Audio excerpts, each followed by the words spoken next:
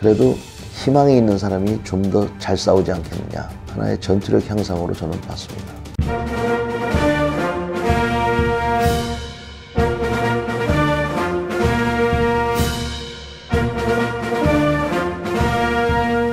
여러분 안녕하십니까?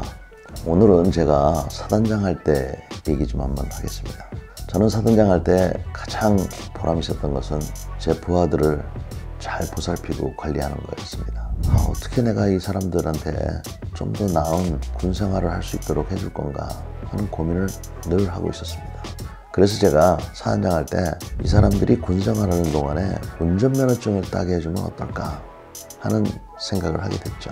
그 당시만 해도 운전면허증을 따려면 돈이 한 100만 원 들었습니다. 그리고 기간도 한 3개월 걸렸습니다. 그러니까 어떤 직장을 갖고 있는 사람이 아니면은 운전면허증을 취득하기가 쉬운 여건이 아니었습니다. 그래서 제가 참모들하고 이 근처에 있는 자동차 운전면허 학원하고 협약을 해서 우리 부대원들이 좀 저렴하게 운전면허증을 좀 딸 수 있게 해줬으면 좋겠다. 한번 좀 알아봐 달라. 이렇게 얘기를 했습니다. 알아보니까 그 근처에는 아무도 그런 걸 하려고 하는 사람이 없었습니다. 결국은 동송 자동차 전문 학원이라는 데서 관심이 있다고 하는 겁니다. 동송 자동차 전문 학원에서는 비용이 100만 원인데 이 비용을 30만 원으로 할인해주고 30만 원도 한꺼번에 안 내고 3개월에 분할해서 낼 수 있도록 그렇게 해주겠다는 겁니다.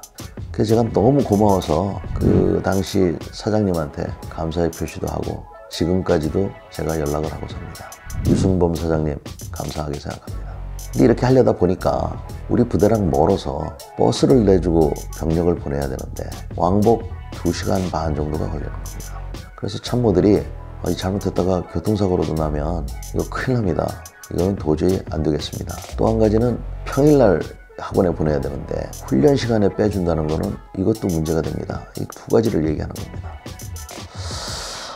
제가 얘기 들으니까 그것도 일리가 있는데 예를 들어서 운전면허증이 없는 이런 친구가 나가서 자기의 생계를 유지하기 위해서 필요하다 했을 때 그래도 희망이 있는 사람이 좀 더 잘 싸우지 않겠느냐. 그래서 이 운전면허증을 따는 것도 하나의 전투력 향상으로 저는 봤습니다. 두 번째 교통사고 문제는 리스크를 한번 안고 조심조심해서 다녀올 수밖에 없는 그런 상황이었죠. 결국은 이 제도를 통해서 200여 명이 넘는 우리 부대원들이 운전면허증을 취득하게 됐습니다. 저는 제가 사단장 하면서 여러 가지 보람이 있는 일이 있었지만 이렇게 우리 부대원들을 위해서 운전면허증을 취득할 수 있도록 여건을 마련해 준 것이 가장 보람 있는 일 중에 하나였습니다.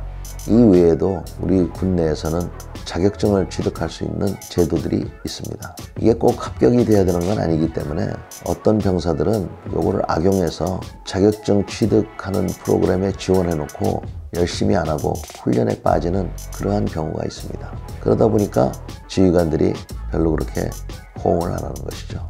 제 생각에는 차라리 속는한이 있더라도 이런 것은 적극적으로 지원해 주는 것이 맞다고 생각합니다. 그래서 저는 사단장 할 때 그 당시에도 이러한 전문 자격에 대한 지원자들 같은 경우에는 100% 접수를 받고 그들이 최대한 합격할 수 있도록 공부를 열심히 하도록 독려를 해서 많은 사람들이 합격할 수 있도록 했던 것입니다.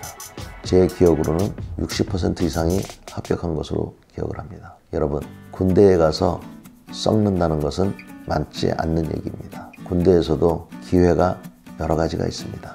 노력하면 보다 나은 준비를 해서 사회로 나올 수 있습니다.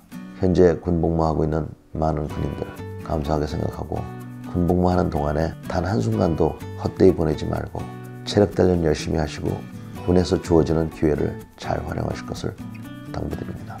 오늘도 경청해 주셔서 감사합니다.